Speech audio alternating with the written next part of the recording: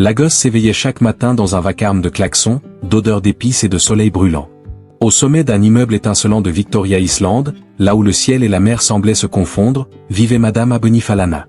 Dans cette ville qui ne dort jamais, son nom était une légende. On le chuchotait dans les marchés bondés de Balogun, on le prononçait avec respect dans les salles de conseil climatisées. Elle était la femme que tout Lagos craignait et respectait.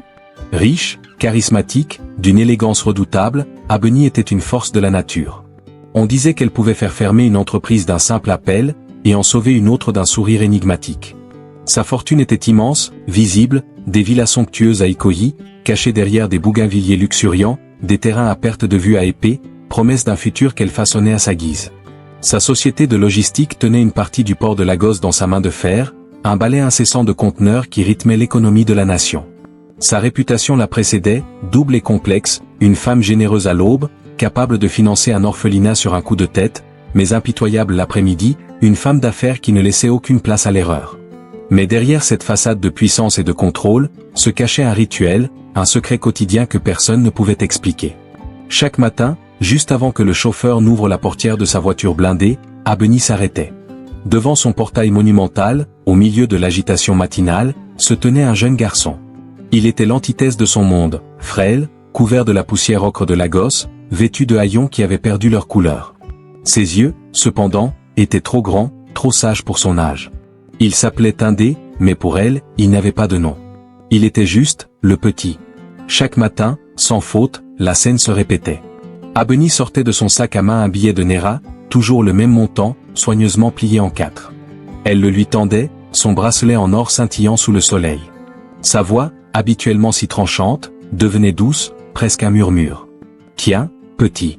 Que Dieu te protège aujourd'hui. » Le garçon prenait le billet, baissait la tête en signe de respect, murmurait un remerciement à peine audible et, comme un fantôme, disparaissait dans la foule grouillante, avalé par le chaos de la ville. Ses gardes du corps observaient la scène, perplexes mais silencieux. Pourquoi elle? Pourquoi ce garçon? Personne n'osait poser la question.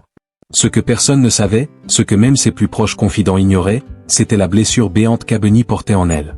Il y a 12 ans, bien avant la fortune et les gratte-ciel, elle avait perdu un enfant. Un petit garçon, son unique fils, disparu mystérieusement dans les flammes d'un incendie qui avait ravagé leur modeste maison à Muchin. Un drame brutal, absurde, qu'elle n'avait jamais pu comprendre, un deuil qu'elle n'avait jamais pu faire. Le corps n'avait jamais été retrouvé, laissant un vide, un point d'interrogation douloureux qui la hantait chaque nuit.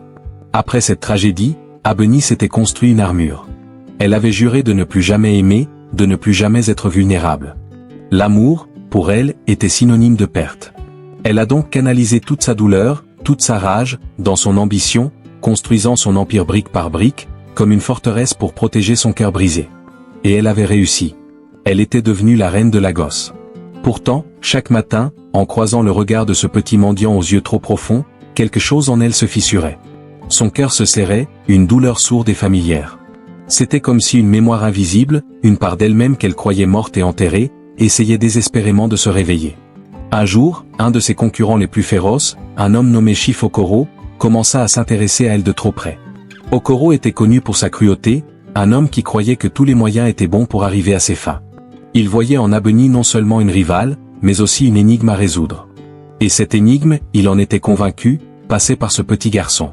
Pourquoi cette femme si puissante s'intéressait-elle à un enfant des rues? Il chargea ses hommes de suivre Tinde. Pendant ce temps, à des kilomètres de là, dans les ruelles labyrinthiques de Muchin, une vieille femme nommée Y.A. Tindé luttait pour survivre. Elle avait élevé Tindé comme son propre fils, mais un secret pesant l'étouffait. 12 ans plus tôt, elle avait sauvé un bébé d'un incendie dévastateur. La mère, croyait-elle, avait péri dans les flammes. Craignant les autorités et la complexité de la situation, elle avait gardé l'enfant, l'élevant avec le peu qu'elle avait. Mais aujourd'hui, elle était malade, et la peur que Tinde se retrouve seule au monde la rongeait. Les hommes d'Okoro ne tardèrent pas à découvrir où vivait Tinde. Ils firent irruption dans la modeste demeure, semant la panique. Ils n'ont rien trouvé de valeur, juste un petit coffret en bois usé.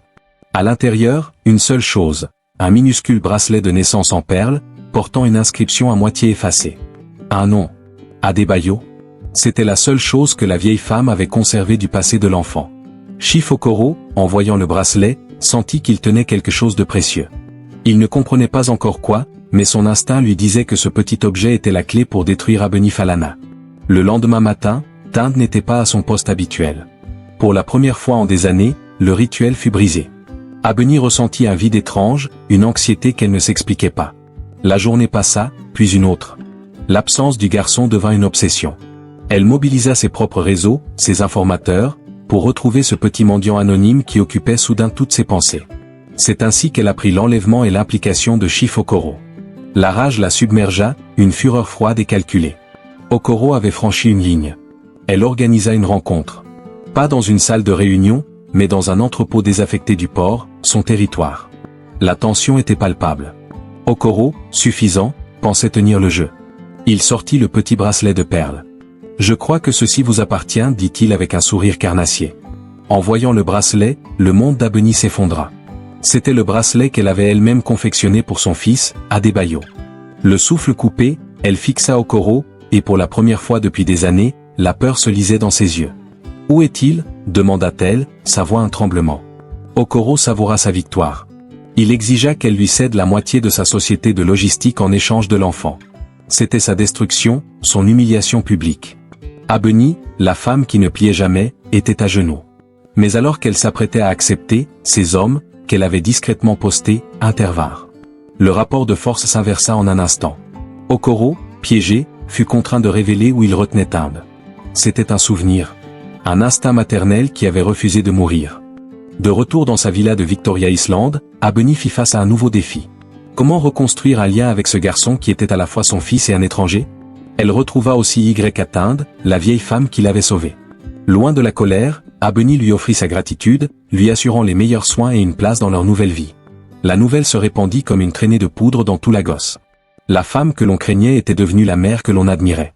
Son histoire n'était plus celle du pouvoir et de l'argent, mais celle de la résilience, de l'amour et d'un miracle. Madame Abeni Falana était toujours une reine, mais son royaume avait désormais un cœur. Et dans le regard de son fils retrouvé, elle avait enfin trouvé ce que toute sa fortune ne pouvait acheter, la paix. Son empire était complet. Le fils perdu de Lagos était rentré à la maison. Un jour, Tinde ne se présenta pas. Pour la première fois depuis des années, Abeni ressentit une inquiétude qu'elle croyait morte et enterrée. Elle attendit, scrutant la circulation dense de Lagos depuis la vitre de sa voiture. Elle regarda autour d'elle, le cœur battant à un rythme inhabituel. Mais le garçon n'était nulle part. Ni à son poste habituel, ni dans les ruelles où il trouvait parfois refuge quand la pluie tombait trop fort. Cette absence, ce vide soudain, réveilla en elle une douleur profonde, presque animale. Une douleur qui la ramena 12 ans en arrière, à une vie qu'elle avait tenté d'oublier, une blessure qu'elle pensait cicatriser. Elle se revit, jeune mère, serrant contre elle un bébé emmailloté dans un simple tissu bleu ciel, un tissu qui lui semblait alors le plus beau du monde. Elle se revit courir dans les ruelles labyrinthiques de Mushin, le cœur affolé, cherchant son mari parti chercher du travail. Puis l'explosion, sourde et terrifiante. La fumée noire et épaisse qui envahit le ciel. La bousculade, la panique collective, les cris, et son enfant, son petit trésor, arraché de ses bras, disparu dans le chaos. Elle n'avait jamais revu ni son mari, ni son fils. Ce soir-là, incapable de trouver le sommeil, tourmentée par ses souvenirs et par l'absence inexplicable de Tinde, Abeni fit ce qu'elle n'avait plus fait depuis des années. Oubliant sa fortune, son statut, elle se rendit dans les quartiers populaires, accompagnée seulement de son chauffeur, un homme silencieux et loyal qui la connaissait depuis toujours. Elle descendit de sa voiture luxueuse, une apparition incongrue dans ce décor de pauvreté.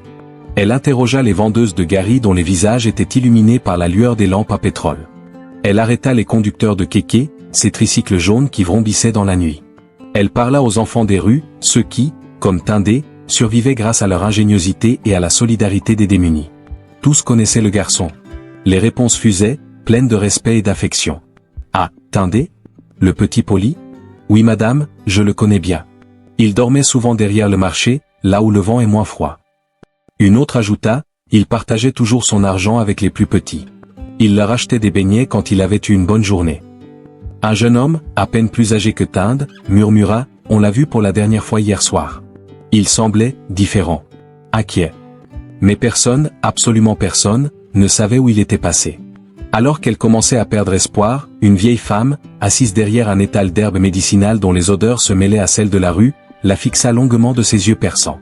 Elle avait un visage ridé comme une vieille carte, un regard qui semblait lire au plus profond des âmes. « Madame Falana » commença-t-elle d'une voix rauque mais pleine d'une étrange autorité. Abeni sursauta. Comment cette femme connaissait-elle son nom? Parfois, continua la vieille, le destin ramène ce qu'il a pris. Parfois, il l'amène jusqu'à votre porte. Abeni ne comprit pas immédiatement le sens de ces paroles énigmatiques. Mais ces mots, prononcés avec une certitude déconcertante, s'ancrèrent en elle. Ils l'obsédèrent pendant le trajet du retour, tournant et retournant dans son esprit, tandis que les lumières de la gosse défilaient, indifférentes à son tourment. Le destin ramène ce qu'il a pris, jusqu'à votre porte. Qu'est-ce que cela pouvait bien vouloir dire? Et quel lien cela pouvait-il avoir avec Tinde, ce garçon qui, en une seule journée d'absence, avait réussi à faire s'effondrer toutes les murailles qu'elle avait bâties autour de son cœur? La nuit ne faisait que commencer, et avec elle, un mystère qui allait changer sa vie à jamais. 2 semaines passèrent, 2 semaines s'écoulèrent. Abeni était devenue nerveuse, impatiente. C'était comme si une partie d'elle-même avait disparu avec ce petit garçon. Chaque matin, elle regardait la rue, espérant le voir, mais il n'était jamais là. Le silence de son absence était devenu assourdissant, plus pesant que n'importe quelle réunion d'affaires. Elle se surprenait à penser à lui, à son sourire, à sa ténacité. Pourquoi cet enfant des rues lui manquait-il autant? Elle ne comprenait pas, mais le vide qu'il avait laissé était bien réel, creusant un trou dans son quotidien si parfaitement orchestré.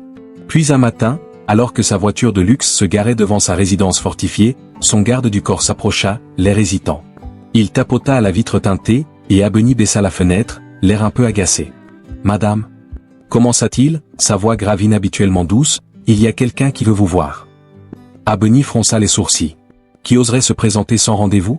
Elle sortit de la voiture, prête à congédier l'intrus. Et là, devant son immense portail en fer forgé, Tindé se tenait debout. Il était blessé, une égratignure sur la joue, ses vêtements un peu plus déchirés que d'habitude. Il semblait affaibli, fatigué, mais il était bien là. Vivant. Sans réfléchir, sans même comprendre pourquoi, Abeni accourut vers lui. Son cœur battait la chamade, une émotion puissante la submergeant. Elle laissa tomber son sac à main de créateur sur le sol pavé, oubliant toute notion de statut et de distance. Ce petit corps fragile l'attirait avec une force qu'elle n'avait jamais ressentie. « Où étais-tu » demanda-t-elle, sa voix tremblante d'une inquiétude qu'elle ne se connaissait pas. « Qui t'a fait ça ?» Elle tendit la main pour toucher sa joue, mais s'arrêta à mi-chemin, comme si elle craignait de le briser. Le garçon leva lentement les yeux vers elle, et à cet instant, Abeni sentit son cœur se déchirer en 1000 morceaux. Ses yeux qu'elle connaissait si bien. Ses yeux qui la hantaient chaque nuit dans ses rêves. C'étaient les yeux de son mari, disparu dans l'incendie qui avait détruit sa vie des années auparavant. Le même regard profond, la même lueur douce et triste. Le monde autour d'elle sembla s'arrêter. Alors qu'elle était figée, paralysée par cette révélation silencieuse, un homme s'approcha doucement. C'était un visage familier, mais usé par le temps et les épreuves. Un vieil ami de la famille, un ancien employé qu'elle croyait perdu depuis des années, disparu peu après la tragédie. Il se tenait là, le dos voûté, le regard rempli d'une culpabilité immense. « Madame » Sa voix était un murmure rauque. « Je dois vous dire une vérité que je porte depuis trop longtemps. Un fardeau qui m'a rongé l'âme chaque jour. » Il déglutit difficilement, ses mains tremblaient visiblement. Il prit une profonde inspiration, comme pour puiser le courage nécessaire pour prononcer les mots qui allaient tout changer. « Le jour de l'incendie, votre enfant n'est pas mort. » Le souffle d'Abeni se coupa. L'homme continua, les larmes aux yeux. « C'est moi qui l'ai pris pour le sauver des flammes. J'ai couru, je voulais le mettre en sécurité. Mais la fumée? Je me suis évanoui en fuyant. Quand j'ai repris connaissance, le bébé n'était plus là. Il avait été retrouvé par des gens du quartier, qui pensaient qu'il était un orphelin de plus. Il a grandi dans la rue, sous le nom de Tindé. » Abeni sentit le monde s'écrouler sous ses pieds. Le bruit de la ville, les klaxons, les voix, tout devint silencieux. Il n'y avait plus que le son de son propre sang qui battait à ses tempes. Son fils. Son bébé qu'elle avait pleuré pendant des années, n'était pas mort. Il était là, devant elle, tout ce temps. Lentement, comme dans un rêve, elle s'agenouilla sur le sol dur, sans se soucier de son tailleur immaculé. Elle prit le visage du garçon entre ses mains tremblantes, scrutant chaque trait, chaque cicatrice, cherchant la confirmation de cette incroyable vérité. « Tindé, mon fils ?» Le mot sortit de ses lèvres comme une prière, un souffle chargé de 10 ans de douleur et d'espoir perdu. Le garçon ne parla pas. Il ne comprenait pas tout ce qui se passait, mais il sentit l'émotion brute de cette femme. Il posa simplement sa petite main sale sur celle d'Abeni, la même main qui avait pris son argent tous les matins, sans savoir qu'il recevait l'aumône de sa propre mère. Ce contact, ce simple geste, brisa la dernière digue. Abeni fondit en larmes. Pas des larmes silencieuses et maîtrisées, mais des sanglots profonds, dévastateurs, qu'elle avait retenus pendant une décennie. Des larmes de chagrin, de soulagement, de joie et de regret, tout à la fois. Elle serra l'enfant contre elle, l'enveloppant de ses bras comme pour le protéger du monde entier, comme pour rattraper toutes ces années perdues. Ce jour-là, tout Lagos apprit que la femme la plus puissante et la plus froide de la ville avait retrouvé la seule chose qu'elle croyait perdue pour toujours, son cœur. Et Tindé rentra enfin chez lui, pour la toute première fois.